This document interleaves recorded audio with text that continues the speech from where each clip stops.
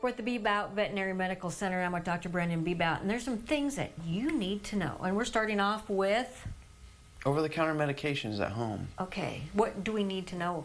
So this one's going to be specifically, there's actually a medical doctor from New York City, wrote an op-ed in the New York Times. It's been a few years. Her dog was having some pain, and so she said, well, why not some ibuprofen? And so gave it on Friday and Saturday because she was going to get it on Monday.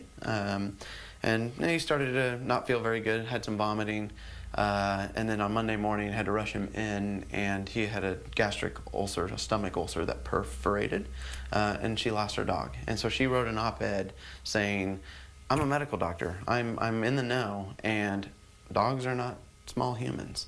And so that is the main one, this is number one, that we get all the time. How many old dogs are out there that have arthritis? Tons of them. Yeah. And people reach for aspirin, naproxen, Advil, Aleve, ibuprofen, Tylenol, all those things, and all of those are technically toxic to our dogs.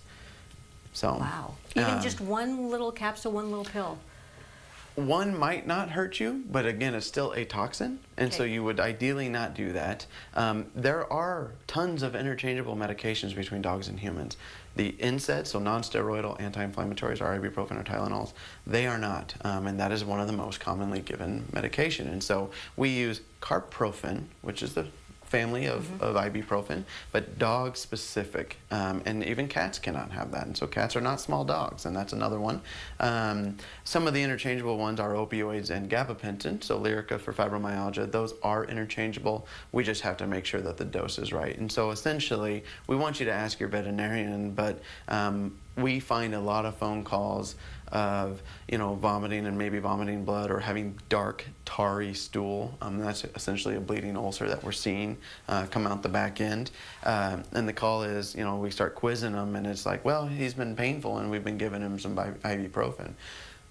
Owners don't necessarily know that. I don't expect them to be have the medical knowledge, and so we just want to educate and make sure that we don't have a disaster that can be totally preventable. Well, it's important that for those people that have pets, that if they may drop like an ibuprofen, Tylenol on the floor, to make sure that gets picked up. Exactly, and we see that a lot too with blood pressure medications and A1C inhibitors for diabetics and all those type of things.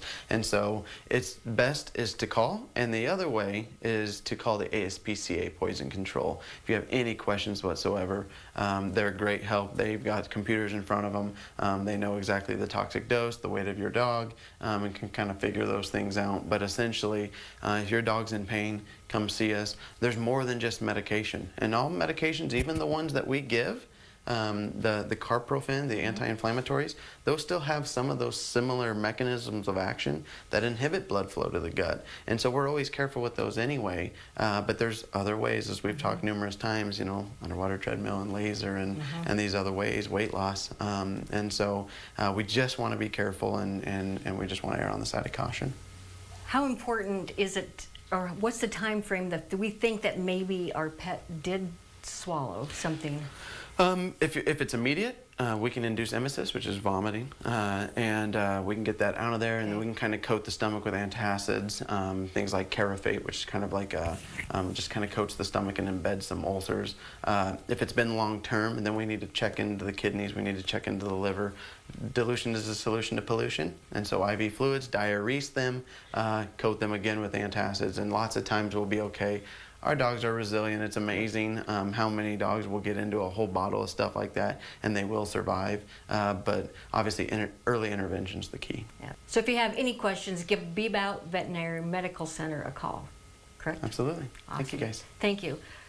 Great information today. Stay tuned for next week's edition of Pet Doc.